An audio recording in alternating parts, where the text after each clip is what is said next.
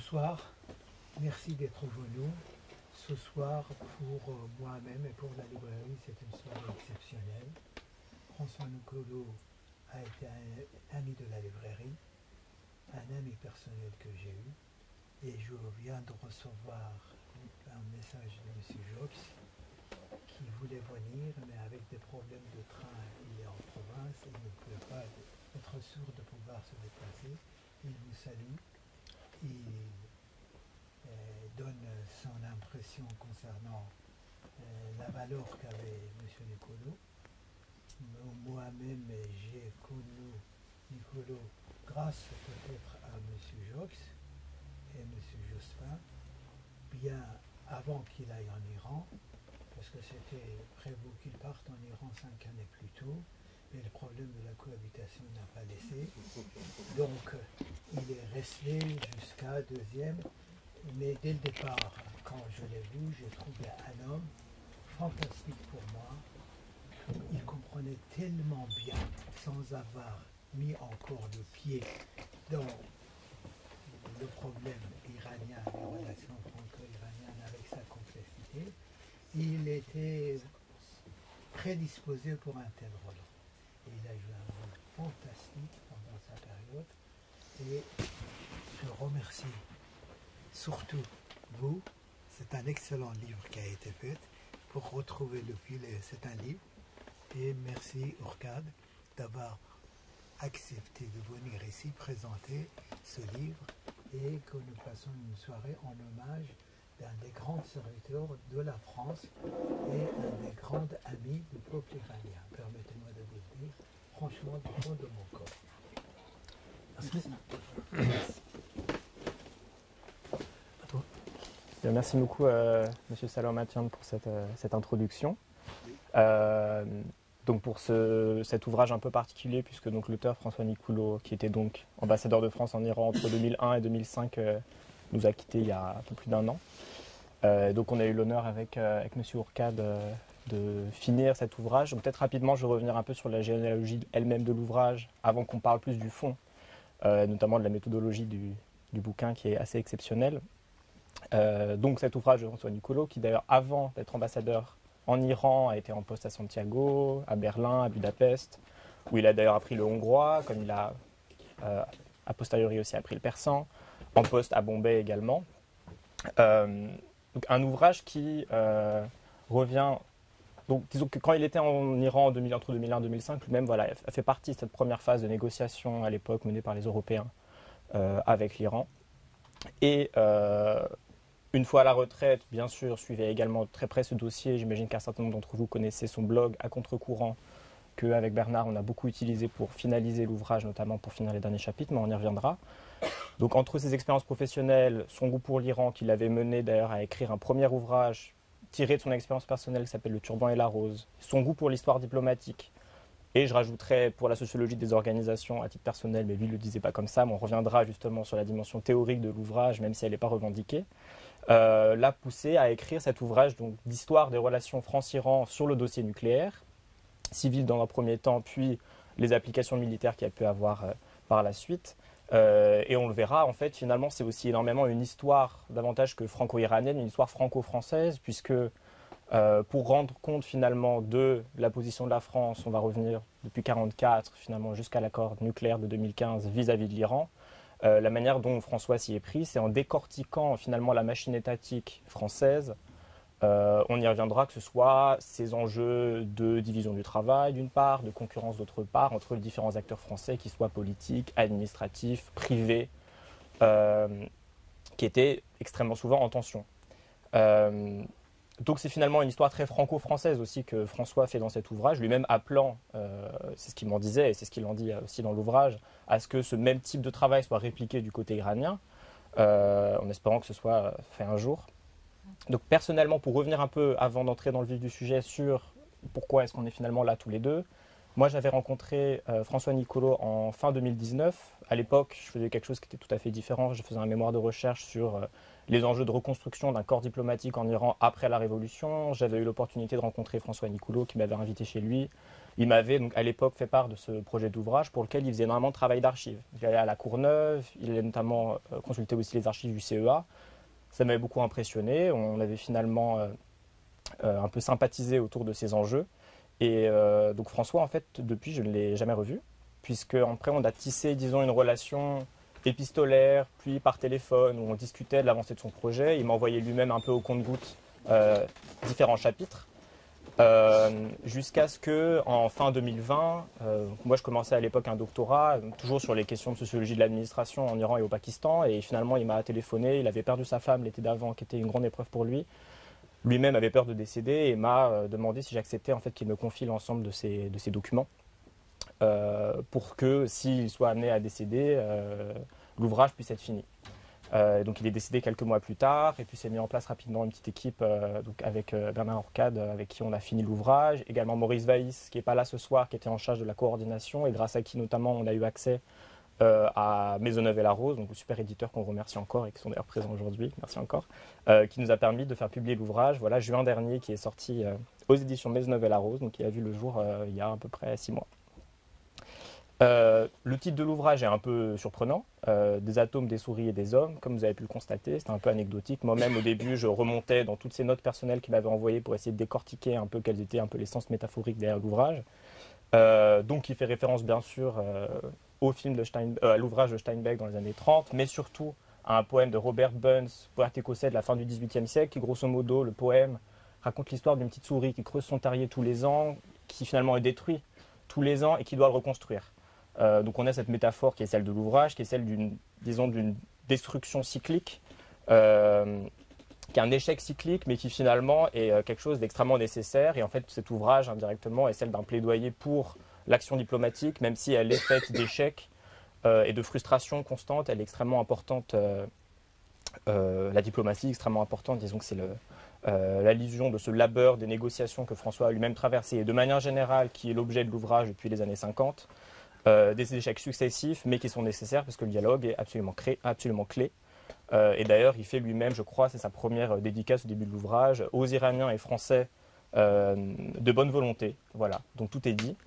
La métaphore du poème est un peu surprenante puisque finalement, elle finit sur un échec successif, alors que l'ouvrage, lui, finit en 2015, date de la signature des accords. Mais le projet d'ouvrage de François remonte plutôt à 2007-2018, au moment où Trump déchire l'accord nucléaire, avec du coup ce retour de ces enjeux cycliques de frustration, d'accords signés puis démantelés, qui fait donc le lit un peu métaphorique de l'ouvrage, si je peux dire. Un ouvrage qui donc est découpé historiquement, et ce séquençage un peu historique de l'ouvrage, c'est aussi un séquençage méthodologique. Donc je vais peut-être commencer par la période plus antérieure, puis Bernard traitera les périodes plus postérieures. Puisque dans un premier temps, en fait, tout le fond de l'ouvrage qui commence à la fin des années 40, il est surtout réalisé grâce aux archives diplomatiques, aux archives du CEA que François avait réussi, dont il avait réussi à négocier l'accès, et un certain nombre d'entretiens, mais les entretiens sont plutôt le lit de la deuxième partie de l'ouvrage, où il mobilise aussi beaucoup son expérience personnelle, les archives diplomatiques toujours, et un grand nombre d'entretiens qui mobilisent donc pour l'ouvrage. Donc, pour résumer très rapidement, l'enjeu au tout début, donc fin de la Seconde Guerre mondiale, les acteurs français eux-mêmes se positionnent vis-à-vis de l'Iran sur la question d'être présents industriellement sur la question du nucléaire civil. Le Shah, de son côté, qui rentre dans ses politiques de modernisation et est très admirateur du général de Gaulle, voit le nucléaire civil comme un outil de sa souveraineté propre. Donc, à partir de cette époque, disons, François fait à la fois un travail d'historien, extrêmement minutieux, et si vous lisez l'ouvrage, c'est extrêmement empirique, extrêmement documenté, sur les enjeux de négociation à l'échelle personnelle.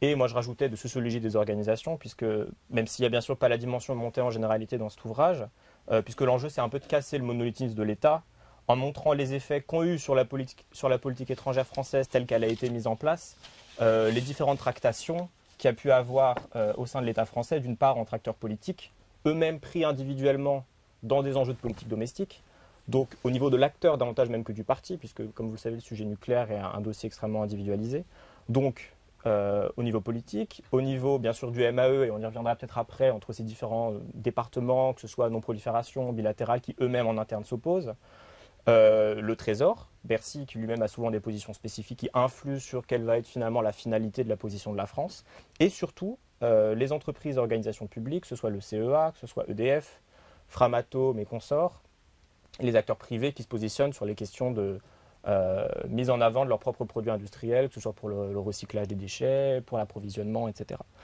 Donc tous ces acteurs finalement sont en concurrence. Parfois, il y a une forme de division du travail entre ces acteurs. Très souvent, il y a des logiques de concurrence et de tension. Et de tout ça résulte une certaine position, souvent ambivalente, parfois qui se mord la queue elle-même, un pied en avant, deux pas en arrière. C'est un peu ce qu'essaye de montrer François en allant vraiment à l'échelle micro. Du côté iranien, il peut bien sûr pas faire ce même travail, même si, mais c'est quand même beaucoup de mettre en avant, que ce soit les dissensions entre le Shah lui-même qui prend l'affaire très au sérieux. À partir de 1974, quand l'Iran crée une organisation de l'énergie atomique, son directeur, M. Etemod, qui lui a une position souvent différente de celle du Shah. Donc il rentre un peu dans ces différents conflits avec le ministre des Finances également, mais bien sûr il ne peut pas le faire avec la même finesse et le même maillage empirique du côté français, et c'est pour ça qu'il appelait un jour un historien ou un sociologue iranien à faire le même travail. Donc une volonté très forte à partir des années 50, 60, 70 des Iraniens, mais qui prend beaucoup de temps, puisqu'en réalité il y a un grand déficit, il y a un grand contraste entre la volonté politique et les compétences techniques. On a des aides américaines dans une certaine manière, une coopération avec le CEA qui se met en place pour la formation d'ingénieurs à partir de 1959. Mais finalement, il y a, comme je disais, davantage de volonté que de capacité ou de compétences du côté iranien. Donc finalement, ça prend beaucoup de temps.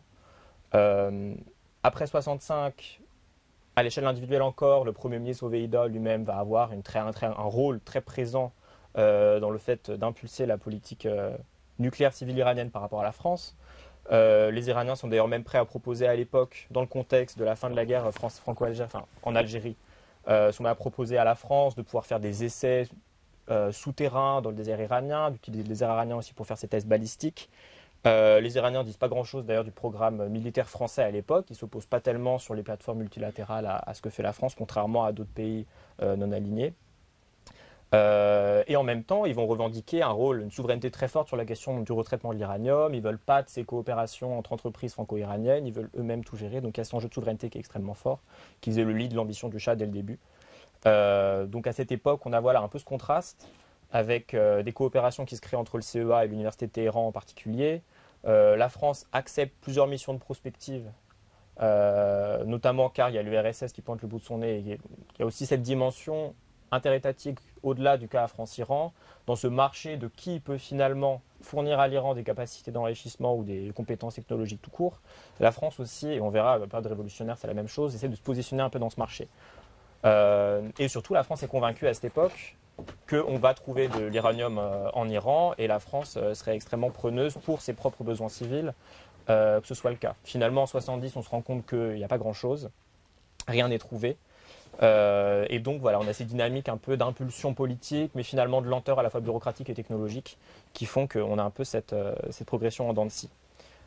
Les enjeux technologiques sont aussi très présents dans l'ouvrage. On ne va pas y revenir, mais disons qu'il y a deux types de centrales, que ce soit en uranium naturel ou en uranium faiblement enrichi, où il y a aussi un conflit entre le CEA et EDF sur quel type de centrale on veut mettre en avant en France, que derrière il y a aussi un petit conflit entre les Américains et les Canadiens qui ont deux types de technologies, et que ces choix qui finalement, dont le résultat de l'équation n'implique très peu l'Iran, auront beaucoup d'effets sur qu'est-ce qui pourra être donné à l'Iran, les délais que ça va occasionner, etc.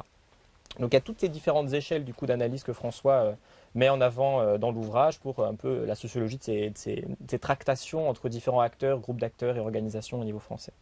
Donc il y a des rapprochements, mais il y a des petits pas, il y a énormément de demi-tours. Et il met beaucoup l'accent en fait dans le matériau empirique sur les routines. En fait c'est un ouvrage feuilleton. Lorsqu'on lit, il revient à l'échelle de l'individu, à l'échelle de la journée, à l'échelle de la rencontre, par une approche extrêmement micro sur les différentes négociations, ce qui échoue et ce qui réussit. Il met beaucoup l'accent, bien entendu, mais toute une partie sur ce qui se passe après la guerre du Yom Kippour en 1974, où donc les prix du pétrole explosent, où finalement l'Iran se positionne du côté des acteurs de l'OPEP pour tirer profit finalement de sa hausse des prix du pétrole. Les Français, finalement, eux-mêmes, certains ministères, ils le montrent très bien, essayent de tirer profit de ces pétrodollars qu'ils essayent d'importer en justement jouant sur l'envie de l'Iran de développer ses capacités nucléaires civiles.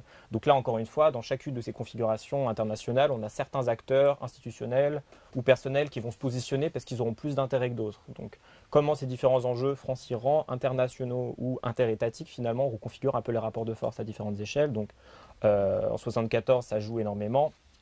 On a une période d'extrême concurrence entre les industriels français. EDF et le CEA se tirent la bourre énormément. Alstom, Framatome, énormément en concurrence par rapport, et il le montre très bien, aux acteurs allemands qui sont souvent tous, qui répondent directement au ministère des Affaires étrangères, et Siemens en fait occupe un peu tout le terrain. Donc il y a des enjeux de lenteur qui sont différenciés en fonction des États, et il montre comment ça a des impacts sur finalement quel type d'acteurs étatiques les Français, les Allemands, les États-Unis arrivent à se positionner ou non par rapport aux Iraniens, et arrivent à obtenir des contrats. En 1974, on a les premiers tests qui sont réalisés en Inde. Le Shah finalement prend peur. Il se dit que finalement on va peut-être remettre en cause le TNP. Là arrive un peu ce conflit avec justement M. Etemod de l'organisation iranienne de l'énergie atomique qui lui aurait été plutôt partant, il le dit, à ne pas rejoindre le TNP dès le début. Donc il y a toutes ces différentes configurations internationales qui rentrent en compte et qui sont très présentes dans l'ouvrage et extrêmement intéressantes. Donc l'organisation iranienne de l'énergie atomique, milieu des années 70, essaye de pallier à la manque de qualification de ses ingénieurs. La France est plutôt choisie, puisque l'Iran a cette politique aussi de division du travail entre ses fournisseurs, avec les Américains qui sont présents, les Anglais, mais le Shah n'est pas très chaud, l'URSS, finalement les Allemands. Il y a cette dimension interpersonnelle l'admiration qu'a le Shah envers le général de Gaulle et sa politique, qui finalement aussi joue beaucoup. Donc la France est en partie aussi bien placés, puisqu'ils sont beaucoup moins regardants que les États-Unis à cette époque-là sur les risques potentiels de prolifération. Donc il y a aussi cet enjeu de transformation des normes au sein de chaque pays sur dans quelle mesure est-ce que la prolifération est un problème qui va jouer sur comment on se positionne sur le marché et ce qu'on y gagne. Il revient beaucoup sur les enjeux, comme je disais, interpersonnels, avec soit Valéry Giscard d'Estaing qui, lui, se positionne fortement à l'inverse de Chirac, qui donc plutôt côté Irak. VGE lui se positionne fortement pour la coopération avec les Iraniens quand il est ministre de l'économie, puis quand il devient président. Et à cette époque, on le voit bien, un des jeux de concurrence avec Chirac qui joue la carte de l'Irak, VGE qui joue la carte iranienne. Donc, à la fin des années 70, on a différents projets qui se mettent en place. Une petite centrale d'Al-Rovin au sud de l'Iran qui finalement va être abandonnée à la suite. Mais les Américains aussi arrivent à avancer leur pion, surtout à la fin des années 70. Donc voilà, il y a un peu ces différentes logiques. La France qui est mise en concurrence avec le Japon, l'Italie sur ce marché industriel, qui font qu'on suit tout le long de ces décennies jusqu'à la Révolution ces différents enjeux au sein de l'État et entre acteurs. Pour aller très rapidement sur la Révolution, avant de passer le micro à Bernard, on a donc au tout début, sous le gouvernement intérimaire, mais je ne suis pas forcément le mieux placé pour en parler ici, mais des enjeux de continuité dans les discussions qui sont faites entre acteurs iraniens et français, même si très finalement les Français ont du mal à savoir à qui parler, les Iraniens aussi qui ont des problèmes économiques, au-delà de problèmes organisationnels internes et de concurrence intra-administrative, eux-mêmes ont des problèmes à régler leurs créances. Les Français ne savent plus vraiment à qui parler. Les projets de Dal-Rovin et de Rodi sont finalement dénoncés du côté iranien. Et la France panique puisqu'il y a ce prêt d'1 milliard qui était promis au CEA. Et là, on voit encore une fois que les acteurs français ne sont pas du tout d'accord. On a ceux qui pensent que les militaires iraniens vont reprendre finalement le contrôle du pays et donc on peut juste attendre. Ceux qui veulent se positionner au plus vite sur les enjeux industriels, puisqu'on a les Japonais et les Allemands qui eux-mêmes aussi jouent leurs cartes. Et on a par exemple le Trésor, Bercy, qui finalement, lui, est sur sa ligne de tenir ses engagements. Donc on voit aussi qu'il y a des enjeux fonctionnels qui jouent sur quelles sont les positions de chaque acteur. Et ça va résulter dans une position assez hétérogène de politique étrangère. Bien entendu, les années 80, avec tous les problèmes, de Chapour Bakhtiar, le soutien de la France à Saddam Hussein pendant la guerre Iran-Irak, qui donne lieu à ces politiques de rétorsion iranienne, à ces différents arbitrages dans les tribunaux à Paris. Apparemment, les banquiers sont les acteurs qui s'en tirent le mieux à l'époque. Donc on a finalement certains acteurs français qui arrivent à tirer leur épingle du jeu de certaines situations. C'est ça qui est extrêmement intéressant dans l'ouvrage, qui casse un peu cette boîte noire étatique. Donc pour finir sur cette séquence, avant qu'on rentre plus sur la question négociation des années 2000, François essaye vraiment de montrer que les années 90 sont un tournant, pas pour le rapport à la France de l'Iran, puisque la France se distancie en fait sur la question nucléaire dans les années 90, mais de manière générale en fait pose le lit de ce qui va suivre, puisque d'une part, la guerre du Golfe Donc l'invasion ratée de Saddam Hussein fait que la IEA va un peu changer ses règles du jeu en interne. Il va y avoir ce protocole additionnel que l'Iran ne voudra pas signer, qui d'ailleurs n'est pas uniquement le résultat du fait que c'est désormais la République islamique, puisque Etemod lui-même dans les années 70 disait « j'aurais pas signé le TNP si le Shah l'avait fait avant moi ». On a la chute de l'URSS, on a du coup les enjeux de construction un peu d'un nouvel ennemi à partir des années 90 et surtout après le 11 septembre. Et enfin, on a aussi l'enjeu 98-99, les essais indiens, les essais pakistanais, qui transforment un peu les différentes normes à la fois internationales, mais aussi des différents acteurs qui ici ont les cartes, différentes normes formelles et informelles qui vont régir leurs décisions. Et tout ça va prendre corps dans les années 2000, lorsque revient la question enfin des négociations. Et je vais laisser Bernard continuer. Merci Guillaume, qui est allé un peu trop vite sur ses mérites. Il faut bien dire que lorsque François Nicolot décède, on savait tous que l'ouvrage était en préparation, mais j'ai constaté à ce moment-là, étant dans le petit groupe des gens qui avaient été sollicités pour récupérer le manuscrit et le terminer, puisque l'ouvrage était rédigé jusqu'en 2009, à peu près 2009-2010. Il manquait donc les dernières années, sur lesquelles il y avait des documents, mais les documents avaient tous été donnés, et cette archive, on aurait pu rédiger autre chose. Hein. Mais c'était très difficile. Cela dit, quand on a reçu ce manuscrit, quoi faire? Le rédiger, refaire un livre avec ceux qui avaient été chargés de le faire, c'est-à-dire concrètement Guillaume et moi-même, puisque d'autres personnes étaient sollicitées, mais tous étaient pour faire quelque chose, mais concrètement, quand il a fallu se mettre au travail, il y avait très peu de gens. C'est là que Maurice Weiss, qui est professeur à Sciences Po, qui est également un des destinataires du manuscrit inachevé, nous a un peu réunis, a contacté Pierre Jox aussi, qui avait été le ministre de François Nicolot, qui a été son conseiller diplomatique, puis son chef de cabinet à la Défense, et qui est donc une personnalité qui était un peu dans ce petit réseau. Et nous avons donc tous les quatre, et nous sommes partis dans l'idée de faire ce livre. Et donc on l'a terminé, mais faire un livre c'est rien, il faut l'éditer, il faut le publier. Et publier un livre comme cela, quand même sur un sujet assez précis, un livre technique, aujourd'hui où le nucléaire iranien n'est plus forcément d'actualité, c'est un défi important. Et là, les éditions Maisonneuve et la Rose et Hémisphère, et François Joson, que connaissait Maurice Weiss, a fait le pari, un pari courageux, il faut bien dire, de publier ce bouquin dans des délais extrêmement rapides, qui nous permet aujourd'hui d'arriver à ce travail-là. Donc, le travail fait par Guillaume était important parce que c'est lui qui a suivi le bouquin au début, qui a fait toute la correction, parce qu'un livre fait d'un premier jet, il faut corriger des détails, ajouter, arranger le style, et il s'est arrêté jusqu'en 2010. Resté à ce moment-là, la période 2010-2015, pour lequel il y avait des éléments du manuscrit, mais on ne pouvait pas rédiger quelque chose ex nihilo. Et donc j'ai eu l'idée de reprendre des parties du blog que François Nicolot tenait, et donc on avait ainsi le copyright en même temps le droit de reprendre tous ces textes, et comme c'était un des rares à avoir vraiment suivi la question du nucléaire, non plus en tant qu'ambassadeur, mais en tant que citoyen, en tant que militant aussi, pour la paix.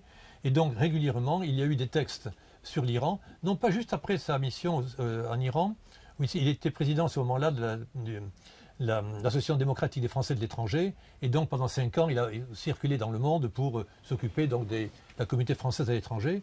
Et à ce moment-là, disons, la question nucléaire iranienne était un peu en sommeil. Mais quand elle est repartie de façon active à partir de 2002, il est à ce moment-là redevenu un des acteurs importants sur les médias et autres de la question du nucléaire iranien, et a donc beaucoup écrit dans ce blog. Et donc, en récupérant ces textes, en les coupant pour que ça ait un sens logique, j'ai essayé de donner quelque chose. Mais ce qui est un peu embêtant, c'est qu'effectivement le style des derniers chapitres n'est pas du tout le même des premiers. Il manque en particulier toutes les interviews, de très nombreuses interviews qui ont été faites par François Nicolot, qui ont été archivées et déposées aux archives diplomatiques. Ce sont des sources originales. Il n'a pas non plus toutes les sources qu'il avait d'archives et autres qui n'ont pas pu être utilisées, puisque j'ai dû me contenter de récupérer ce qu'il avait publié et de faire le découpage pour que ça soit publié. Donc il y a deux parties très différentes, mais qui, dans tous les cas, maintiennent les mêmes idées importantes et le même travail que François Nicolot et ses convictions. Le hasard a fait qu'il s'est trouvé en Iran juste au moment où, vers 2002, après l'invasion après le 11 septembre, après l'invasion de l'Iran, de l'Afghanistan, la question du nucléaire iranien est redevenue sur le devant de la scène, puisque l'Iran était dans le Moyen-Orient un pays qui était donc très effervescent, mais qui était punissable, qui avait 1000 défauts. Et donc on craignait à ce moment-là qu'il y ait une action militaire ou une action dure de l'étranger vis-à-vis de l'Iran. Et donc la question du nucléaire iranien est ressurgie ainsi sur le devant de la scène en 2002 par une déclaration faite par les Moudjahidines du peuple à Washington, alors que cette organisation était interdite à Washington et classée comme monument, comme association terroriste, mais ça n'empêchait pas de faire une déclaration à 50 mètres de la Maison-Blanche. Cette déclaration signalait donc que l'Iran avait un programme nucléaire clandestin avec une usine, notamment à Natanz, d'enrichissement de l'uranium par centrifugation, et une usine de Lourdes à Arak. Ça fait évidemment un boom, une explosion médiatique, politique, disant l'Iran était en principe, avait abandonné ses prétentions nucléaires et désormais avait un programme clandestin. Et donc à ce moment-là, on est parti dans une espèce de raisonnement irrationnel. Tout le monde voyait la bombe iranienne dans 15 jours exploser sur Paris, Berlin ou Tel Aviv. Ces événements, petite parenthèse, ont été extrêmement médiatisés en 2002. Mais François Nicoulot raconte que très concrètement, il était à Téhéran à ce moment-là, avant que l'on déclare cela, en touriste, et se promenant près de Natanz, des amis iraniens lui disent « Tiens, ici, c'est le centre d'énergie atomique en train de construire une usine. » Ah bon? C'est pas connu. Et effectivement, il y a un arrêt de bus, si vous prenez le bus, vous demandez un ticket de bus pour l'arrêt centrale atomique. L'arrêt s'arrête, il est marqué centrale atomique. Bon, c'est un arrêt de bus que tout le monde connaissait, sauf évidemment les gens. Et François Nicoulot raconte, dans son premier bouquin, en détail dans celui-ci, il a demandé ensuite au service attaché de défense à Téhéran s'il pouvait avoir une image satellite, en fait une information de DGSE sur ce qui se passait là-dedans. Personne n'a trouvé important de répondre à la question. Il n'y a jamais eu de retour des services français pour savoir ce qui se passait à 25 km de Natanz là-dessus. Les choses se passaient mal et finalement on aboutit après des négociations très difficiles, franco-françaises, pour savoir ce qu'il fallait faire, sachant que la France, avec Chirac, avait refusé d'aller en Irak. Les Anglais y étaient allés. Les Allemands n'y étaient pas allés, mais n'étaient pas les militants dans cette affaire-là. Les Iraniens, on le sait, après 2001, ont aidé la conférence de Bonn, la communauté internationale, à gérer la crise afghane. Et donc l'Iran était persona grata à ce moment-là, malgré le discours de Bush quelques temps plus tard. Mais donc il y avait au sein de la communauté internationale des gens qui étaient pour être très forts vis-à-vis de l'Iran, sanctionner tout de suite, avoir une action forte. D'autres qui disaient, attention, on ne sait pas encore ce qui s'est passé, la bombe n'est pas encore faite, Nathan c'est un projet, on peut encore discuter. Et c'est là que intervient la fameuse réunion d'octobre 2003, où les ministres des Affaires étrangères français, anglais et allemands, à l'initiative de Villepin, qui était l'auteur du discours à l'ONU contre la guerre en Irak, dont avait une certaine aura d'indépendance anti-américaine, a pu ramener ces trois ministres et les convaincre qu'il fallait les discuter. Il y avait évidemment des allers-retours nombreux, notamment avec Chirac, qui a reçu plusieurs personnalités iraniennes, qui étaient évidemment avec un discours toujours extrêmement hostile, comme d'habitude, mais qui montrait qu'il y avait des perspectives d'évolution. Et cela aboutit, en octobre 2003, à un premier accord, où concrètement, une déclaration, c'est même pas un accord, une déclaration, dans laquelle l'Iran acceptait concrètement d'appliquer le traité de non-prolifération et le protocole additionnel à ce traité. Autrement dit, l'Iran était sous contrôle total de l'AIEA. Et à partir de ce moment-là, il y a eu des inspections de l'AIEA extrêmement intrusives qui ont été totales. L'Iran ne pouvait rien faire et surtout, l'Iran avait pour mission de démanteler le programme clandestin qui n'existait pas puisqu'il était clandestin, mais enfin, si jamais il existait, il fallait le démanteler. Et dans les années qui ont juste suivi, petit détail, octobre 2003, c'est en même temps la date où Shirin Ebadi est prix Nobel de la paix et où pour la première fois, une compagnie internationale qui s'appelle Renault fait une joint venture avec les Iraniens. 2 ans avant, la France avait signé un accord du point de vue commercial qui permettait aux entreprises françaises d'investir en Iran. Mais la première entreprise qui vraiment fait un accord majeur de joint venture, c'est-à-dire d'investissement durable en Iran, c'est juste après 2003. Et Renault a attendu que l'accord sur le nucléaire soit signé, bien évidemment, et que la question des Moudjahidines du peuple soit réglée avec leur expulsion, notamment de France, pour signer cet accord. Autrement dit, en 2003, c'est l'October Surprise, c'est la surprise d'octobre, qui était le point de départ de beaucoup de choses, des investissements économiques français en Iran, qui avec des hauts et des bas ont continué par la suite, d'autres entreprises venant, mais aussi du problème des droits de l'homme en Iran, avec Shirin Ebadi, qui a donc mis le dossier iranien sur devant de la scène, sans compter qu'à la même époque, c'était la Palme d'Or à Cannes de Kiarostami. Autrement dit, l'Iran devenait dans différents domaines un acteur important sur le plan international, et c'est un point très important. Quand on voit ce qui s'est passé ensuite, c'était à Téhéran une simple déclaration. Il fallait que ce soit un accord international signé. Et c'est là qu'on a vu toutes les réactions. On a vu le guide Ali Khamenei qui avait accepté que Hassan Rouhani, qui était un haut fonctionnaire responsable du Conseil national de sécurité iranien, qui était un négociateur, et qui avait vraiment investi. Et c'est lui qui avait été au charbon pour vraiment négocier. Quand il a présenté son accord au guide, le guide a dit niet. Je ne veux pas d'accord sur le nucléaire. Pas question de signer avec ces Anglais, ces Français, ces Allemands qui ne comptent pas, et les Américains ne sont même pas là, donc je n'en veux pas.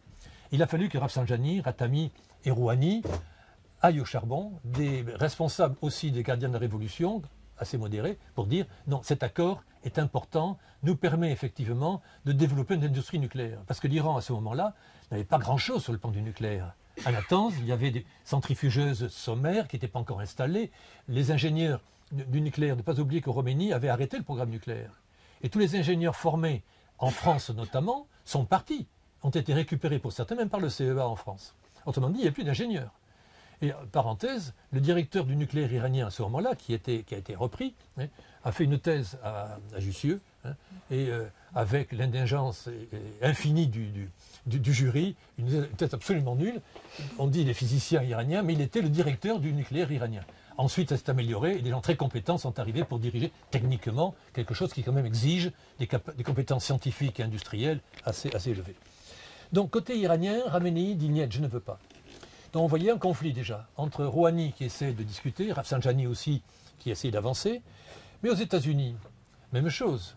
Certains pensaient aux États-Unis qu'après l'Afghanistan et l'Irak, c'est le tour de l'Iran de passer à la trappe. Bon, on disait l'Afghanistan c'est le petit déjeuner, l'Irak c'est le déjeuner, le dîner de gala c'est l'Iran. Bon. On a vu des gens comme John Bolton. Bolton qui est à ce moment-là sous-secrétaire d'État, une personnalité très efficace, je dirais, qui était donc important, et pour lui c'était zéro centrifugeuse, c'était renversement du régime, regime change, c'était la seule hypothèse. Négocier avec l'Iran sur le nucléaire, ça n'avait aucun intérêt, plutôt même si l'Iran faisait une bêtise sur le nucléaire, c'est une bonne chose, comme ça on pouvait le sanctionner de façon très forte. Et Bolton est extrêmement actif à ce moment-là, pour jouer la carte, il ne faut pas signer un accord. La déclaration de Téhéran, c'est sympathique, mais enfin ni le guide n'en veut, moi non plus j'en veux pas aux États-Unis, donc on arrête les frais. Sans compter qu'il y avait dissension un petit peu entre Allemagne, Anglais et Français. Autrement dit, on arrive là à une situation où François Nicolot arrive, dont il venait d'être ambassadeur depuis un an, et se trouve effectivement en situation de défendre son accord, en discutant parfois, parce qu'il devait discuter quelquefois très dur avec le ministère, parce qu'à Paris, certains pensaient qu'il fallait être extrêmement ferme contre les Iraniens. Donc Nicolot, en bon ambassadeur, respectant les instructions du Quai d'Orsay, allait dire ce qu'il fallait dire de vif aux Iraniens, ce qui n'empêchait pas, un mois plus tard, les tendances à changer, Nicolot de revenir, dire bon, finalement, on va essayer d'avancer. Et cet aller-retour entre la mauvaise volonté iranienne, le fait que les négociateurs, Zarif et Rouhani, n'avaient pas l'autorité par rapport au guide et devaient négocier à chaque fois. Donc des deux côtés, il y avait des côtes mal taillées. Des deux côtés, ça ne marchait pas. Et il y avait toujours derrière les plus radicaux aux États-Unis qui avançaient.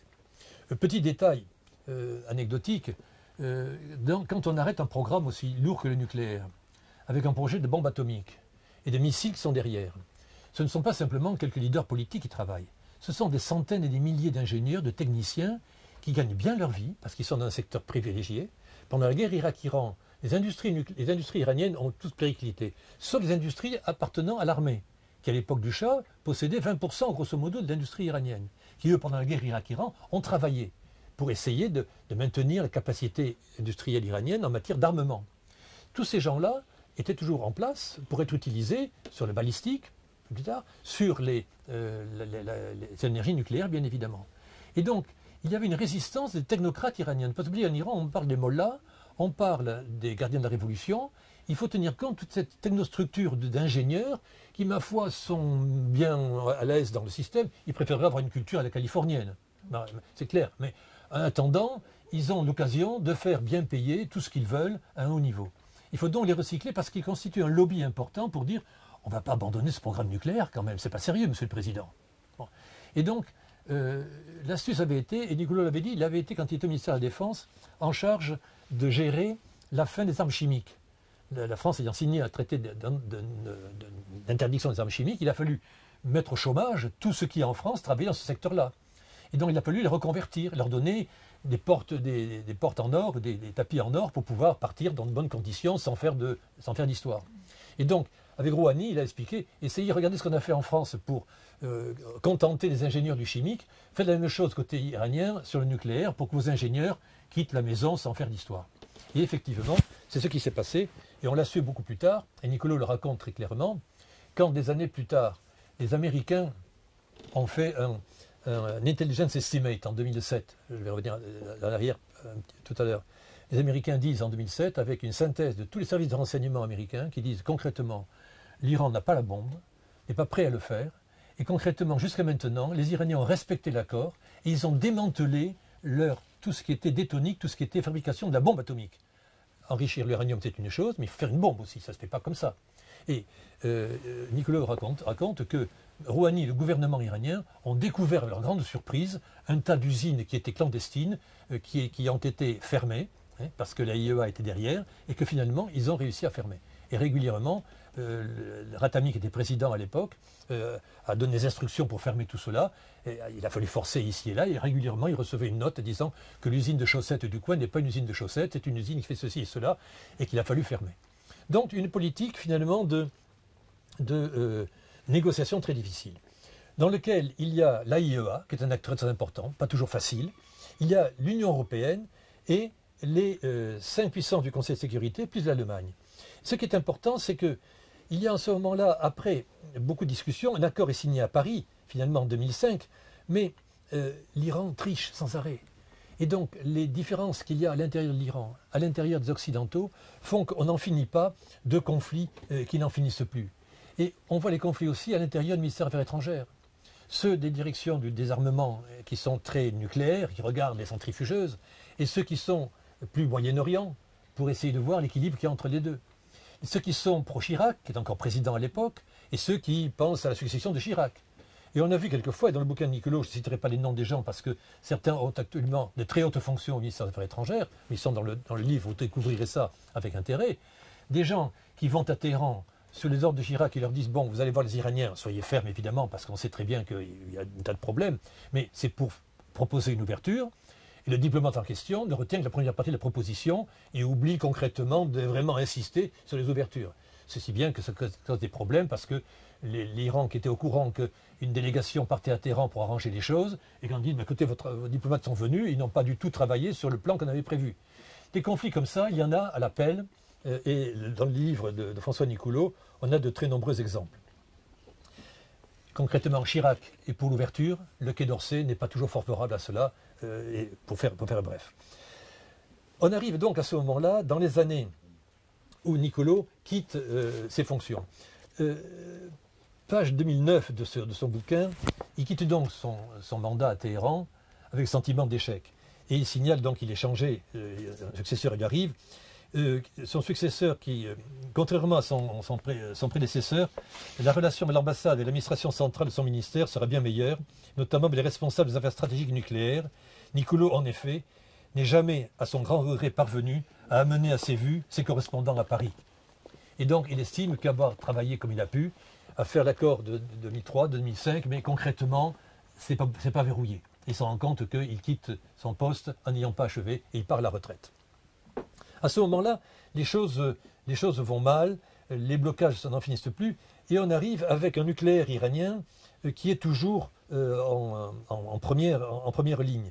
Et intervient à ce moment-là le fait que la bombe iranienne arrive, dont les Israéliens lancent leur proposition en montrant en première page le plan secret qu'ils vont avoir pour bombarder l'Iran.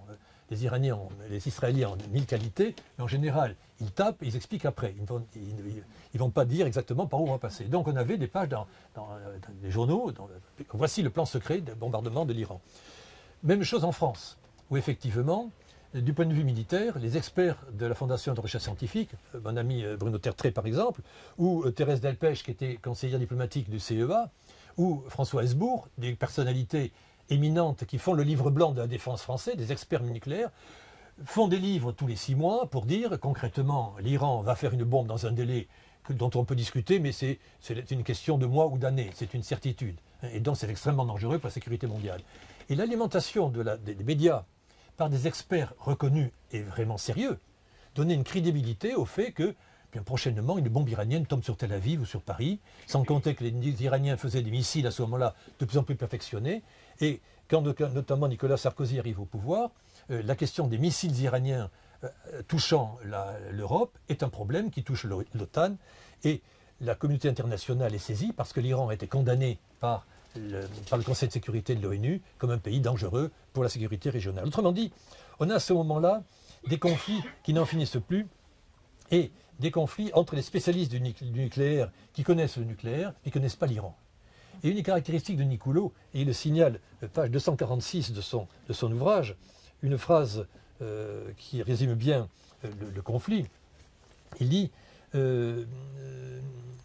souvent il égratigne au moment les anciens collègues en déplorant que le dossier se soit retrouvé entre les mains de fonctionnaires connaissant très bien les questions de prolifération, mais ne connaissant pas, ou à peu près, l'Iran, et n'ayant aucune envie de le connaître. Et effectivement, cette rupture entre les deux cultures qu'il y a au Quai d'Orsay depuis toujours, et l'absence de synthèse que Nicoulot a essayé de faire, parce que lui-même a été un expert du nucléaire quand il était au Quai d'Orsay. C'est un expert de ces questions-là. Au ministère de la Défense, directeur de cabinet de Jox, il en connaissait pas mal sur ces questions sophistiquées ou secrètes. Mais il a joué le jeu de l'Iran aussi. Il a essayé de faire la synthèse entre les deux. C'est toute sa caractéristique et tout l'intérêt de ce bouquin, où on voit Nicoulot qui essaie de dire les Iraniens sont extrêmement sont ignobles dans bien des domaines, menteurs, truands, tous les mots pires que vous l'imaginez, c'est vrai. Et ça a été fait. Et Nicoulot n'est pas un enfant de cœur, il sait très bien ce qui se passe. Mais il essaie de voir dans le système comment ça peut se passer. Et il dit, là on dit souvent les Iraniens cèdent à la force. Tout le monde cède à la force. Il dit l'accord de 2003 par exemple, un discours très intéressant sur l'accord de 2003. Tout le monde dit c'est parce qu'ils avaient peur d'une attaque américaine. En 2003, 2 ans après le succès américain en Irak, l'armée américaine n'était pas prête à envoyer 1 million d'hommes pour conquérir l'Iran, militairement. Donc la peur d'être bombardé par les Américains n'était pas la crainte. Mais il a constaté au contraire que la négociation était peut-être intéressante et que Saddam Hussein a fait des erreurs diplomatiques. Saddam Hussein était quand même le chouchou, il a fait des Occidentaux. En intervenant en Irak, il a fait des erreurs. Donc la négociation avait des vertus. Et il disait, concrètement en Iran, des gens ne voulaient pas négocier le guide, mais il y avait avec Rouhani par exemple, des gens qui voulaient négocier et pensaient que le gouvernement iranien et la tradition diplomatique iranienne qui est assez forte pouvaient tirer beaucoup plus de profit au profit de l'Iran qu'une confrontation primaire. On arrive donc à une situation extrêmement complexe, d'autant plus que en 2005, c'est Ahmadinejad qui arrive au pouvoir et qui ne facilite pas les choses. Mais chose importante quand même, Ahmadinejad a tout le discours que l'on connaît sur Israël et le reste, et donc il a perturbé beaucoup de choses. Mais il faut savoir que, à ce moment-là, aux États-Unis aussi, les choses changent. George Bush s'en va et Obama arrive. Et à ce moment-là, on a en Iran Ahmadinejad, qui est un dur, Ahmadinejad n'est pas un réactionnaire, n'est pas un conservateur, c'est un populiste, qui donc crie n'importe quoi, mais il a une stratégie populiste.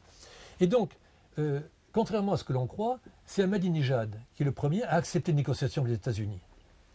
Et j'ai eu l'occasion aux États-Unis de voir des gens de la National Security Council qui m'avaient invité à discuter pour, c'est pas dans le bouquin, je vous raconte des anecdotes personnelles, pour savoir ce qui se passait en Iran. Et je leur ai dit, mais ça va, Ahmadinejad, c'est quand même quelqu'un de pas facile, etc. Non, he is our man in Tehran. C'est notre homme à Téhéran. Que les Iraniens choisissent Ahmadinejad, Rouhani, Karimi, Esfahani ou Tehrani, ce n'est pas notre problème. Il y a un type en Iran, il est là, il est président. Et donc c'est avec lui qu'on discute. Et c'est lui le problème. Donc on se retrousse les manches, on se lave les mains, mais on y va. Et donc les premières négociations ont été faites secrètes, et c'était le sous-secrétaire d'État américain, c'était plus Bolton, c'était William Burns, qui est allé à Oman pour commencer à voir Zarif à l'époque ou d'autres, ou Velayati, pour commencer à prendre langue avec les Iraniens. C'est à ce moment-là qu'on voit les Américains rentrer dans le jeu. Parce que ce qui est important, c'est la construction des choses. Au début, ce sont les 3 Européens qui vont à Téhéran. Ensuite, le dossier est géré par qui? Par Javier Solana, qui est le premier à être le responsable de la politique étrangère de l'Union européenne. Et à ce moment-là, c'est l'Union européenne qui fait le secrétariat général, qui fait le négociateur, qui note, qui dit à toi de jouer, à toi, qu'est-ce qu'on fait? Les Américains, les Russes, les Chinois, qui prend contact avec tout le monde. Et c'est ainsi que l'Union européenne a un rôle exceptionnel dans ces négociations. Sur le plan d'histoire diplomatique, c'est tout à fait original. Et ensuite, quand Ashton viendra, la successeur de Solana, n'était pas à la hauteur, hein, et ça a cafouillé. Mais quand ensuite Mogherini arrive, par exemple, comme responsable de la politique étrangère de l'Union européenne, que les personnalités beaucoup plus actives, les choses vont aller beaucoup plus loin.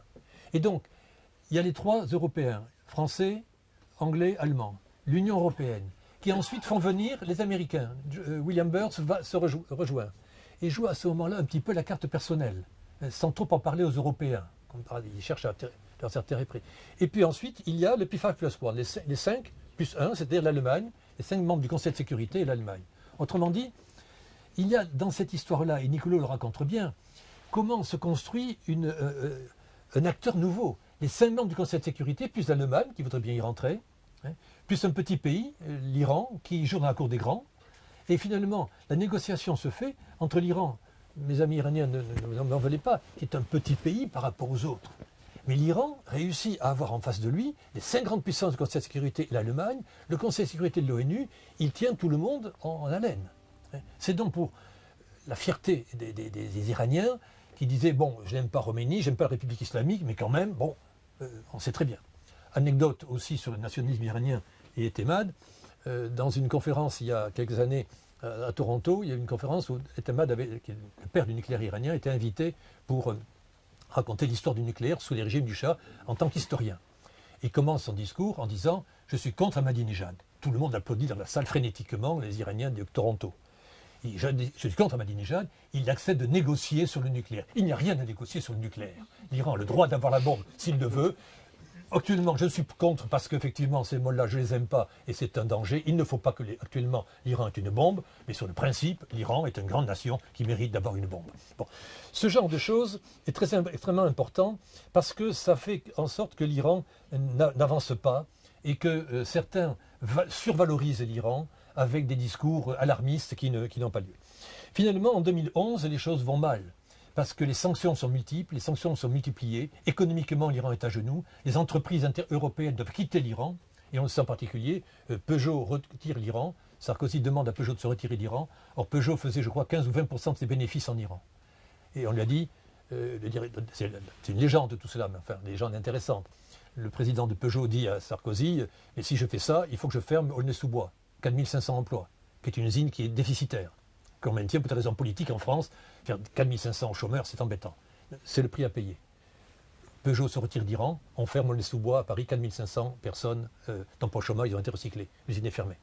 Et donc les entreprises payent ce prix-là. On est au fond du gouffre, rien ne va bien. Mais à ce moment-là, dont Niccolo et 6 ambassadeurs notamment font une lettre, anciens ambassadeurs en Iran, des Européens, 6, qui disent, écoutez, ça va très très mal, mais sanctionner l'Iran, c'est les Iraniens qui payent le prix, la population iranienne, le gouvernement se raidit, faire des discours alarmistes contre l'Iran, ça ne marche pas, la négociation est la seule chose. Il faut faire le travail de diplomate. C'est très difficile, mais il faut y aller, il faut aller au charbon. Et cette lettre des ambassadeurs a réussi et Niccolo était un des rédacteurs principaux avec l'ambassadeur italien de cette lettre, c'est une chose importante. Parce qu'à ce moment-là, ils essayaient de créer la confiance entre Obama d'un côté et Rouhani qui a été élu président. Et à ce moment-là, les choses changent. Niccolo sait très bien que Rouhani avait été à l'époque, en 2003, presque 10 ans avant, un acteur de ceux qui avaient réussi quand même à faire la déclaration de Paris.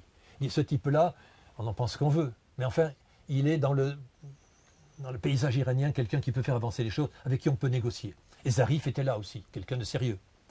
Et donc, à ce moment-là, les négociations reprennent entre les 5, plus l'Allemagne, avec les États-Unis qui commencent à arriver, et Obama était là aussi, qui a tendu la main à l'Iran, qui a dit au jour Nowruz, en persan, Nowruz Mubarak. Et donc, c'était un début de commencement d'esquisse de quelque chose, mais ça montrait que des deux côtés, il y avait une possibilité d'aboutir. Et à ce moment-là, les choses ont avancé, et on aboutit, après moult négociations, à l'accord 2015. Alors là, Niccolo n'était plus acteur, mais il avait quelques sources d'informations. Et vous trouvez là, entre autres, des pages assez savoureuses dans le bouquin, sur comment, en 2013, notamment, l'accord est fait. Mais les Américains avaient tout négocié en douce avec les Iraniens sans en parler aux autres, dont les autres sont furieux. En plus, les trois grands Européens, France, Angleterre et Allemagne, sont un peu arrogants vis-à-vis des petits pays européens qui disent qu'est-ce que c'est, discuter un problème de sécurité, on veut en être aussi. Donc, des discussions franco-françaises, européennes tout à fait savoureuses sur le fait que Laurent Fabius en particulier, voulant avoir un accord robuste, bloque l'accord en 2013, hein, mais c'est un hasard parce que concrètement, Nicolas le raconte, l'avion de Fabius arrive pour signer l'accord à Genève avant celui de Kerry. Hein, et il se rend compte à ce moment-là que l'accord ne va pas. Si Kerry était arrivé une demi-heure avant, il aurait peut-être réussi à bloquer tout et à faire que l'accord soit signé tout de suite. Fabius a dit, écoutez, cet accord, je n'accepte pas, il n'est pas acceptable comme ça. Il faut le rendre plus solide. Ce qui n'est pas faux d'ailleurs sur le fond. Il a fallu rédiger un accord qui aboutit en 2015, après un marathon diplomatique, où quand même on a vu tous les ministres des Affaires étrangères, y compris américains, sont restés à Genève des nuits entières à discuter. Jamais un ministre n'est là pour discuter. Il envoie tous les techniciens pour discuter. À la fin, le ministre arrive, il signe. Là, les ministres étaient là pour discuter, nuit et jour. Donc c'est en 2015 une victoire extraordinaire qui est pour Niculo une satisfaction immense, en disant on a réussi un truc impossible, avec des pays impossibles, avec côté américain des gens qui voulaient rayer l'Iran de la carte, et les Israéliens qui l'ont rajouté, du côté iranien des gens qui voulaient effectivement la bombe atomique et qui truandaient tant que c'était possible. On a abouti à quelque chose qui marchait. Et donc, les sanctions devraient se lever, les Américains ne les ont pas levées, mais on aboutissait à un nouveau logiciel politique avec l'Iran. Et ça, c'était, pour François Niculo, une victoire diplomatique tout à fait importante. Et son discours, et je m'arrêterai là, est de dire, il n'est pas naïf. Il dit, dans une négociation, il faut faire confiance. Mais en fait, il faut vérifier par derrière. Trust and verify, comme disait Reagan. Oui, oui, officiellement, on se méfie. Hein, par définition, on ne fait confiance à personne. Hein. Mais je vous fais confiance, mon cher ami, je signe. Mais j'en crois pas un mot, peu importe. Et je signe parce qu'officiellement, je vous engage, mais je vais vérifier ce qui se passe.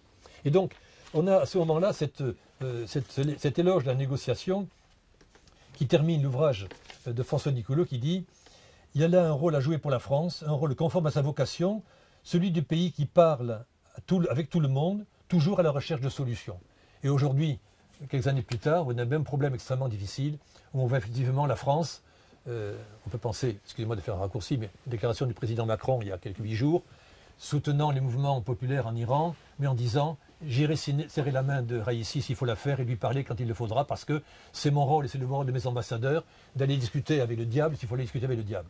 C'est notre boulot, il est difficile, c'est notre métier, il faut le faire. » Et cette quête désespérée mais optimiste de François Niculo, vous l'avez dans ce bouquin, qui est un bouquin à la fois d'histoire diplomatique, des institutions, des conflits qu'il y a en France, et c'est intéressant de le faire en Iran aussi, hein, et des conflits entre le guide et son gouvernement, et puis un éloge de la diplomatie, un éloge des diplomates qui vont effectivement dans des conditions difficiles, faire des choses pas toujours faciles entre leur gouvernement, leur opinion personnelle, les gens qu'ils ont en face, et c'est ma foi un livre qu'il faut lire avec avidité. Merci de votre attention.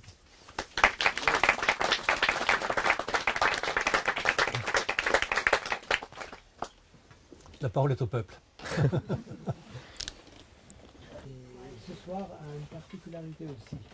Et je vois beaucoup de personnes ici qui peuvent avoir des témoignages de la personne de François Niculo, parce que ce soir-là, moi je l'ai mis beaucoup plus en hommage à Niculo, qui avec toutes ses capacités diplomatiques m'avait frappé comme un homme de paix et qui faisait tout pour essayer de faire le travail de diplomate, de ne pas se fatiguer et que son travail, en fin de compte, devrait être un proverbe persan que j'ai souvent partagé avec lui. Il dit quand on peut ouvrir un nœud avec les doigts, on n'y casse pas les dents.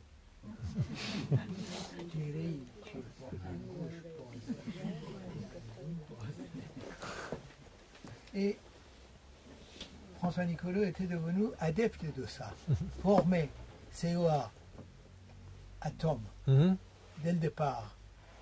s'étant rendu compte combien les experts de ce domaine pouvaient même diriger d'une certaine manière les ministres, mais être enfermés dans leur vision militaire.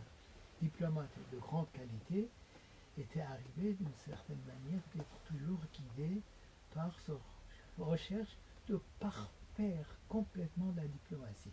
C'est-à-dire la diplomatie, c'est la chose qui marche au moment où on ne fait pas la guerre. Et là, c'était une qualité qui venait de l'homme de la paix. Et moi, je les rends hommage encore ce soir. J'aimerais bien, s'il y a des témoignages là-dessus, qu'on puisse conclure le soirée avec ça. Malgré le fait que s'il y a des questions concernant le livre, n'hésitez pas à les poser.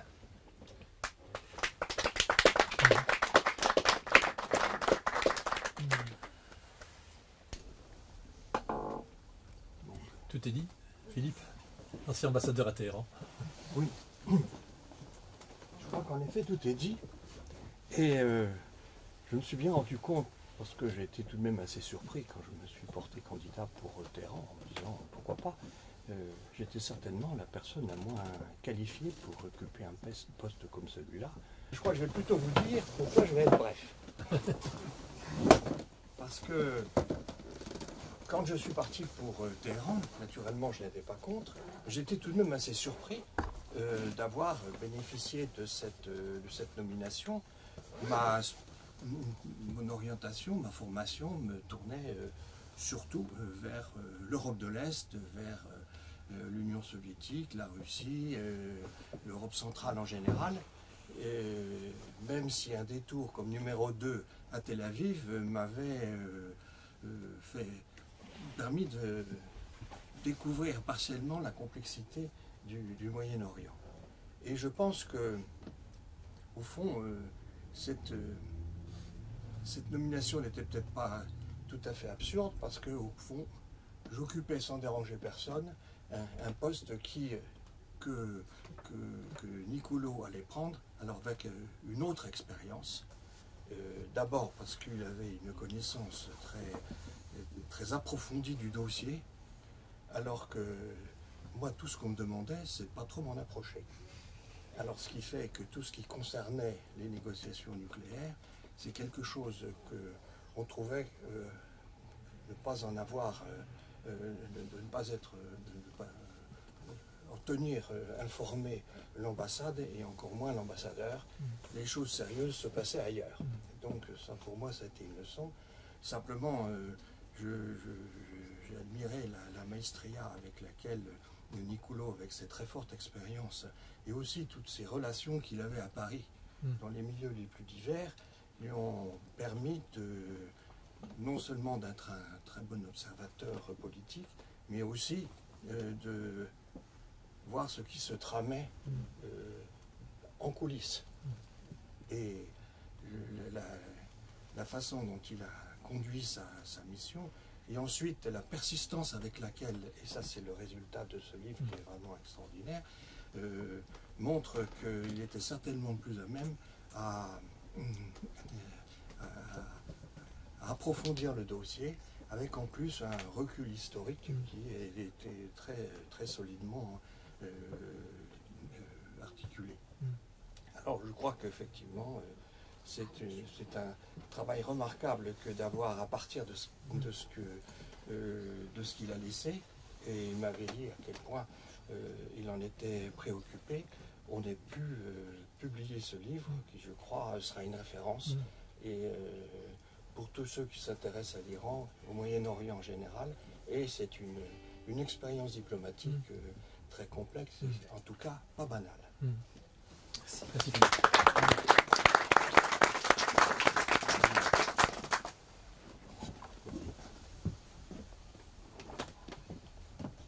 D'autres commentaires?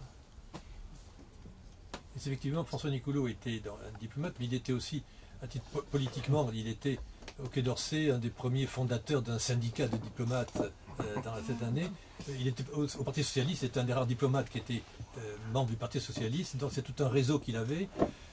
Ça n'empêchait pas qu'il, en tant que fonctionnaire, il servait la République normalement, mais ses convictions personnelles on s'y jouait. Donc il avait, en plus de son réseau professionnel de diplomates, etc., un réseau politique important qui lui donnait une certaine d'abord accès à des personnes intéressantes, à des informations, à des températures de ce qu'il disait, pour pouvoir mesurer. Mais ensuite, et il le dit dans le livre, en tant qu'ambassadeur, il avait hélas peu de pouvoir, parce que, comme disait Philippe Sérumin, beaucoup de choses se passaient ailleurs, hein, et l'ambassadeur était chargé de porter la lettre, mais il avait très peu de capacité, de latitude de négociation, hein, parce que les conditions étaient très difficiles, et souvent, ça se passait à notre niveau.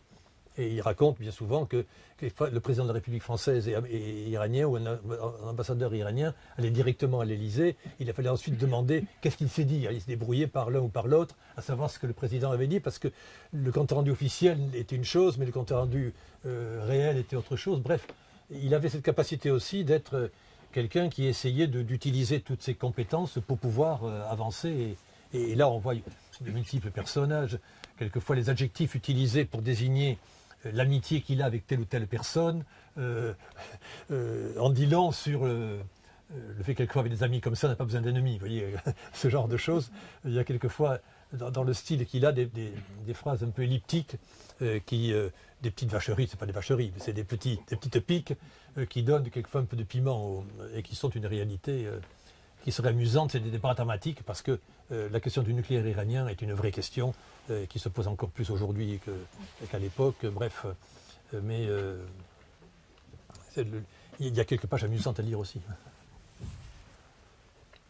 L'idée est de dire qu'il faut essayer d'être au charbon, et bon, alors, est une chose. Bon, et je crois qu'actuellement, le débat et le bouquin du Nicolo pose cette question-là. Je ne dis pas qu'aujourd'hui en France, c'est pas ma question aujourd'hui, mais qu'il est trop facile de dire je lui casse la figure. Bon, c'est un discours populiste comme ça, qu'est-ce qui se passe? On le bombarde, on lui casse la figure, on le tue. Bon, ce sont des discours qui ne sont pas politiquement construits.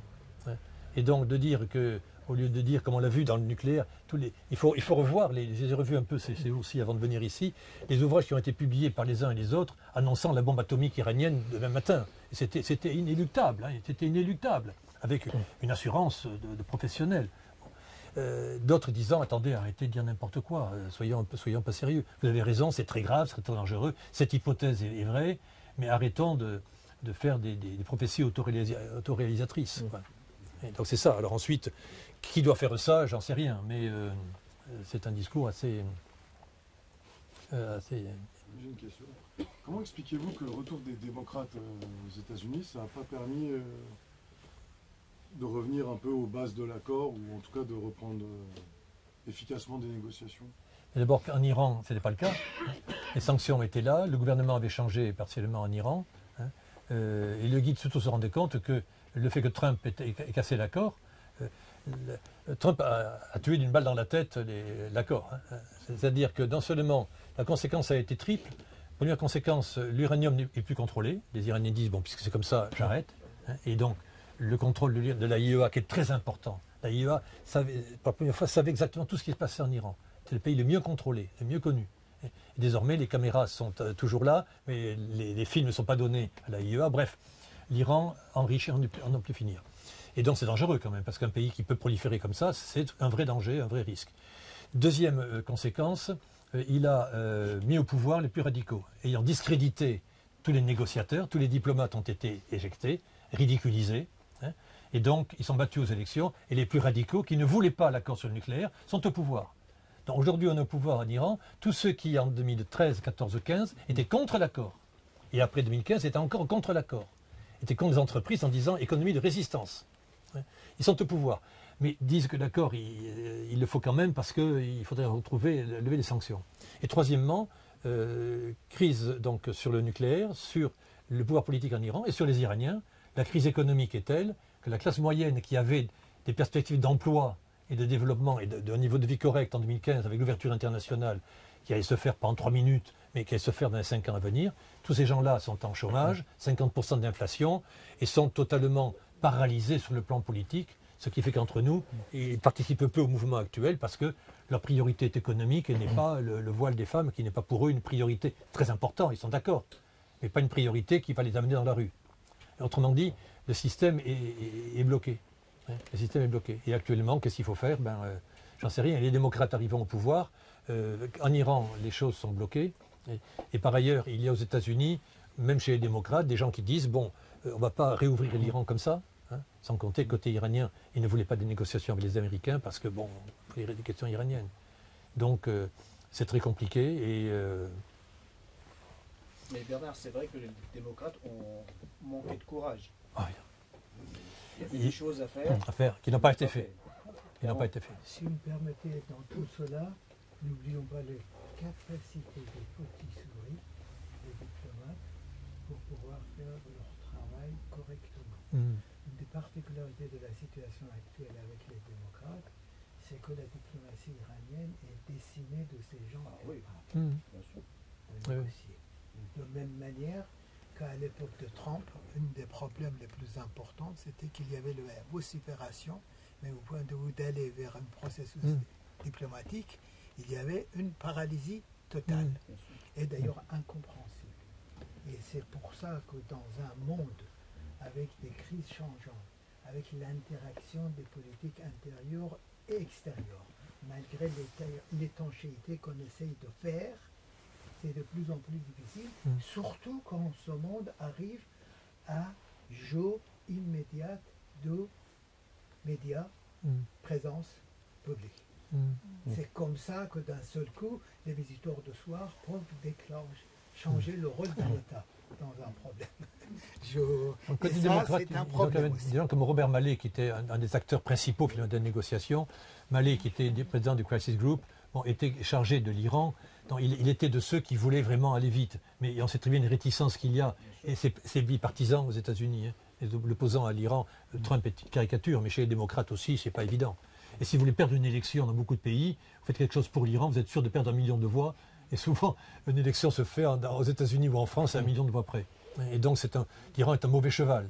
Et donc, beaucoup d'hommes politiques ne vont pas aller se faire tuer pour l'Iran. Sauf que l'Iran pose des problèmes qui sont plus graves qu'une simple relation bilatérale. C'est bloqué des deux côtés. Quoi. Pardon? C'est bloqué des deux côtés avec les conservateurs il y a dit, les démocrates. Philippe? C'est vrai qu'il y a eu des moments où on avait l'impression qu'on n'était pas loin d'un arrangement. Ouais. Et je me souviens quand j'étais encore en Iran, quand il y avait des visiteurs qui venaient des États-Unis. Et il y a eu un accident avec un autobus qui avait fait du bruit, parce que à l'intérieur même du système iranien que vous avez très bien décrit, tout le monde n'était pas d'accord, et donc les plus hauts étaient très, très inquiets de voir ces approches très, très feutrées, mais qui effectivement existaient. Alors il y a un personnage qui joue un rôle étonnant aussi, si je ne me trompe pas son surnom, parce que la mémoire commence à me faire défaut, c'était l'ambassadeur de Suisse, oui. Gouldiman, qui était la boîte aux lettres des Américains, et qui se rendait à Washington 2 fois par an pour rendre compte. Et donc, il y avait une relation directe à travers lui.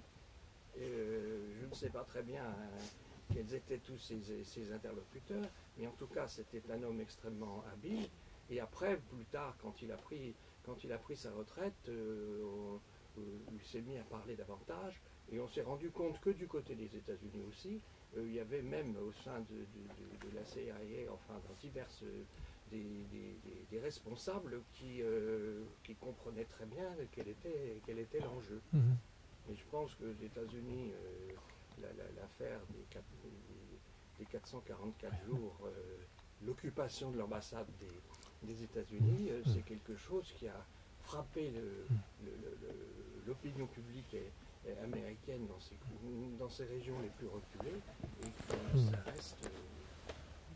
ça reste ineffaçable. Oui. Si je peux ajouter sur ce point, ce qui était intéressant quand même à observer au printemps, c'était donc avril-mai, c'est qu'on avait quand même dans la presse iranienne, à la télé notamment, des prises de position de figures politiques qui étaient souvent anti-accord en 2015, qui là tout d'un coup se réveillaient et prenaient position pour dire finalement il faudrait un accord pour des questions économiques. Donc là, bien sûr, tout un tas d'hypothèses sur dans quelle mesure il y a ce classique jeu de dupes qui peut avoir cours. En même temps, à l'époque, il y avait quand même un certain nombre de personnes qui pouvaient s'avérer plutôt optimistes, puisque contrairement aux configurations où on a un gouvernement qui a plutôt envie de négocier et le guide et les personnes autour de lui qui ne veulent pas trop négocier et où du coup là on a un peu une hétérogénéité des discours et les personnes qui, pour des questions internes finalement, vont vouloir décrédibiliser, finalement beaucoup mettaient en avant que paradoxalement, dans un gouvernement plutôt radical, conservateur, on a finalement un alignement entre le gouvernement et les personnes autour du guide qui ferait que là, tout d'un coup, il y aurait une forme de cohérence qui pourrait être une source de négociation. Après, à savoir si il y a des doubles discours ou alors dans quelle mesure les positions européennes et américaines sur le fait d'inclure le balistique désormais dans les négociations ont fait que ça n'a pas fonctionné. Donc il y a plusieurs hypothèses sur qu'est-ce qui fait que finalement ça n'a pas pris alors que en termes de configuration intra-iranienne et de prise de discours finalement un peu plus ambitieuse de certains qui auparavant étaient, si ce n'est frileux, mais plutôt contre.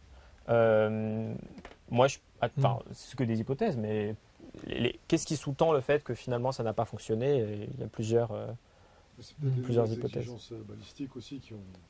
C'est un élément, mais ce n'était pas dans l'accord. On sait très bien qu'officiellement, au mois d'août, début août, l'accord était fait, était prêt à être signé, et fin août, il ne l'était plus. Parce que des exigences sont arrivées. Et encore hier, avant-hier, le guide a dit, le JCPOB, le Barjam 2, 3, 4, j'en veux pas, c'est fini. Et c'est un discours, ça, de provocation, disant j'en veux pas, ça veut dire que j'en veux, à condition que, etc. Bon. Mais bon, on en est là, et c'est une impasse qui est un peu inquiétante, quoi. Ouais. En août 2022 Pardon? En août 2022. 22 là, oui. L'accord était prêt, oui. Il était prêt à être signé, là, c'était fait. Et tout le monde s'est dit pourquoi ça n'avance pas. Mais c'était des exigences iraniennes. Iraniennes, oui. Pas... Non, iraniennes. Les Iraniens ils ont ajouté des trucs, en particulier sur le fait qu'il y a, d'après l'AIEA ou dont les sources sont israéliennes, il y a 3 sites où ils ont trouvé de l'uranium ultra enrichi. Il dit donc, vous avez là un site clandestin. L'Iran dit non, vous ne l'avez pas trouvé, les sources ne sont pas données, vous n'avez aucune preuve de cela. Vrai ou faux, j'en sais rien, je ne suis pas la technique. Mais donc, et l'Iran veut que cette clause soit sortie de la discussion, en disant c'est un problème technique que l'AIEA réglera après. Les Américains et les autres disent non, il faut que ces éléments-là. Dans une négociation, on peut aussi lâcher quelque chose pour obtenir l'essentiel. Bon, là, je ne suis pas dans le secret des dieux. Mais ça montre que dans cette affaire-là, et dans le bouquin de Niccolò, il y a un tas d'exemples sur des petits détails pour bloquer, il suffit de très très peu de choses, quelquefois. Et quand c'est sur l'équilibre, il suffit d'1 milligramme d'un côté pour que ça penche. Et dans le cas-là, c'est un peu ce qui s'est passé, dans bien des cas. Mais c'était un point important parce que cette investigation de l'agence atomique, si les Iraniens n'obtiennent pas, puisqu'ils n'ont toujours pas obtenu, l'annulation de cette investigation, et que l'agence pouvait avancer et prouver que c'était un point qui pouvait être usé comme snapback. C'est-à-dire qu'ils auraient signé un accord qui pouvait tomber 2 mois après. Et de leur faute cette fois-ci. Donc, c'était pas un point de détail. C'est-à-dire que c'est pour ça que vraiment ils ont mis des exigences sur cette investigation. Voilà, donc on est dans une situation, mais le débat est maintenant, il y a d'autres débats sur l'Iran, mais le nucléaire est toujours là. Heureusement. Ça tourne à Fordo maintenant. Pendant qu'on discute, là, il y a eu 200 grammes d'uranium enrichi à 60% qui ont été faits. Il y a des rendez-vous prévus à Vienne ou c'est autrement? Pardon? Les armes iraniennes dans le contexte de la guerre, est-ce qu'il y a un poids important dans le comportement de l'Occident vis-à-vis d'Iran ou c'est plutôt une parenthèse fermée? J'avoue, j'en sais rien, je n'ai pas de détails sur les ventes d'armes iraniennes, sauf que l'Iran est un exportateur d'armes conventionnelles dans le pays d'Afrique, etc. Je l'ai dit, pendant la guerre Irak-Iran, l'industrie militaire iranienne s'est bien développée, elle est bonne, et donc ils font des armes conventionnelles légères, de bonne qualité, qui sont vendues à beaucoup de pays. Donc ils ont réussi à faire des drones. Et le succès industriel, je dirais, pas militaire, le succès industriel et technologique de l'Iran en matière de drones et de balistique est remarquable. Ils en vendent aux États-Unis, à la Russie. À la Russie maintenant, oui. Et donc, le fait par exemple d'avoir réussi à bombarder les raffineries de pétrole saoudiennes il y a 2 ans, puis ensuite une base militaire en Irak, après l'assassinat de Soleimani, ils ont dit aux Américains, vous dégagez la base, on va bombarder ce hangar, là, à tel endroit. Et c'est ce hangar à 10 mètres près. Et au Kurdistan, à Erbil, ils ont bombardé une cible à 10 mètres près. À 10 mètres près. Et donc, ça prouve qu'ils sont confiants et ils ont une technologie remarquable. En Ukraine, c'est pas à 10 mètres près. Non, en Ukraine, non. Là, ce sont des engins un peu plus sommaires. c'est autre manière. Mais ils ont une capacité, ils ont vendu des vieilles... D'accord, mais parce que voilà, Oui, je peux non. peut-être aussi rappeler qu'actuellement, peut-être pendant qu'on parle, il y a des gens... Oui, oui, Voilà. mais ils ont une capacité industrielle incontestable. Et l'Iran est un des pays qui est capable de mettre un satellite sur orbite. Pour l'instant, orbite de base, c'est quand même une technologie qui est pas rien. Et donc, c'est utilisé dans ce cadre-là, mais on peut imaginer que si c'était utilisé dans d'autres cadres, l'Iran aurait les moyens d'être un pays industriel ou spatial tout à fait intéressant. Bernard a attiré votre attention sur une partie des notes de M. Nicolo, la partie qu'il a fait lui-même, où il parle comment les Iraniens n'avaient pas en telle date la capacité technologique pour des cadres de nucléaire, malgré le fait que M. Etemat faisait des déclarations comme ça, et qu'au fur et à mesure, ça a été créé. Et une grande partie des spécialistes nucléaires iraniens, suivis en général, ont été formés à Saclay et non pas dans les universités américaines à cette époque-là. D'accord? Mais c'est comme l'industrie automobile aussi, et c'est comme l'industrie de drones. Les gens oublient que l'Iran a commencé son processus d'industrialisation avec les hauts et les bas depuis presque un siècle. Et en fonction de cela, c'est normal aujourd'hui que dans l'industrie militaire secondaire, l'Iran soit un producteur. Et il y a l'intérêt économique qui joue, l'intérêt de la place de l'ingénieur, le réseau qui le crée. Donc ce n'est pas seulement la volonté politique de l'État. Pour le développement des drones qui ont une technologie particulière qu'on peut même bricoler d'une certaine manière, ils sont devenus forts et sur le marché ils fournissent. De même manière que sur pas mal d'autres choses. Ça, c'est pendant la guerre d'Iran-l'Irak aussi d'ailleurs, la différence le plus importante, c'était pas seulement mobilisation militaire iranienne, l'incapacité irakienne d'avoir le même niveau industriel que l'Iran pour se débrouiller. Donc malgré toutes les difficultés, on est arrivé. Donc on est aujourd'hui en Iran, donc pas seulement un État de 83 millions d'habitants, un État de 3 millions d'habitants qui ont passé les processus d'industrialisation, de tout ça là, et aussi un système politique qui devient un peu en contradiction avec ça. C'est normal. Et pour voir ça, c'est l'endroit où, depuis 30 ans, 40 ans, je dis que demain, il va y avoir la guerre nucléaire en Iran. J'ai vendu tellement de livres, choix des armes. Choix des armes parlait que dans un mois, ça va être à la fin. De la même manière que maintenant, on dit que dans les bombardements pourraient se faire d'une nation chirurgicale. Je suis arrivé à la conclusion que la guerre ne peut jamais être intelligente. L'arme, il n'y a pas des armes intelligentes, ça c'est faux ce qu'on dit. De même manière qu'il n'y a pas de sanctions intelligentes. Malheureusement, ça c'est une difficulté. Les sanctions et souffrir d'autres. La société civile iranienne s'est affaiblie beaucoup plus avec le déchirement de l'accord. Et un des résultats de ça, c'était peut-être une partie de l'évolution politique à l'intérieur de l'Iran aussi. Et ainsi de suite.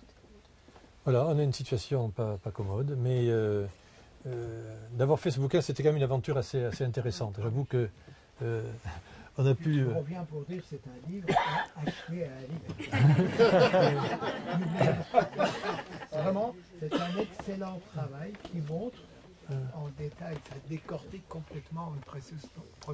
Mais c'est un peu frustrant aussi parce que de faire un ouvrage de quelqu'un qu'on a apprécié et qui est décédé, est terminé, ne pas le trahir, c'est pas évident. C'est une expérience que j'espère ne pas renouveler, mais bon, très intéressante. Et personnellement, bon, on a essayé de faire pour le mieux. Et il faut dire aussi que quand l'ouvrage était préparé, trouver un éditeur, j'insiste là-dessus, trouver un éditeur qui accepte le risque financier de se lancer dans cette aventure, c'est pas évident. Donc on a trouvé, et Pierre Jox a accepté de faire une préface pour montrer les relations qu'il avait avec lui. Et Maurice Weiss, qui malheureusement devrait être là ce soir, mais il est pris, il reçoit, je crois, il est primé par l'Académie, je crois, et donc il doit recevoir un prix de l'Académie des sciences morales et politiques, et donc il ne pouvait pas être avec nous ce soir. Et c'est lui qui a été notamment notre parrain en quelque sorte et organisateur pour publier pour rédiger tout cela. éliminer les gens, il y a un certain nombre de personnes qui auraient voulu faire le bouquin, le signer, mais pas le rédiger, quoi. Et donc, donc bah, il a contribué, et Pierre Jox aussi, à faire que ça se passe bien et que le livre sorte en hommage à François Nicoulot.